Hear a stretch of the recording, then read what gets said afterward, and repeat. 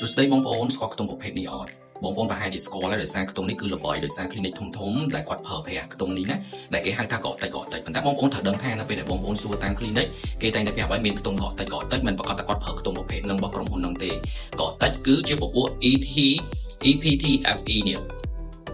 ពាក្យវា EPTFE ប៉ុន្តែវាមានប្រភេទច្រើនទៀតមានកកតិចដែលគេដាក់ made in USA ប៉ុន្តែនាំចូលពីវៀតណាមនាំចូលពីចិននាំចូលពីកូរ៉េនាំចូលពីប្រទេសជិតខាងក៏នាំចូលពីអាមេរិកគឺវាមានច្រើនណាស់អញ្ចឹងនៅពេលដែលបងប្អូនថាប្រើខ្ទង់កកតិចបងប្អូនត្រូវដឹងផងតើគេប្រើខ្ទង់ប្រភេទណាយកទៅដាក់ចូលក្នុងសាច់បងប្អូនណាពីព្រោះអីតាមបទពិសោធន៍ខ្ញុំខ្ទង់កកតិចដូចគ្នាមែនប៉ុន្តែផលិតផលពីក្រុមហ៊ុនផ្សេងគ្នាវាអាចធ្វើឲ្យចំហនឹងមានសភាពអត់ប្រក្រតីមានថាកកតិចខ្លះគឺវាចាប់ផ្ដើមក្បឺតយកហ្មងដែលយើងឆ្ងល់ថាប្រើកកតិចហេតុអីបានវាអញ្ចឹងតាមពិតដល់សួរនាំទៅគាត់អាចមិនមែនប្រើប្រភេទកកតិចដែលគេល្បីនេះទេគឺគាត់ប្រើប្រភេទកកតិចផ្សេងទៀតអញ្ចឹងបងប្អូនពេល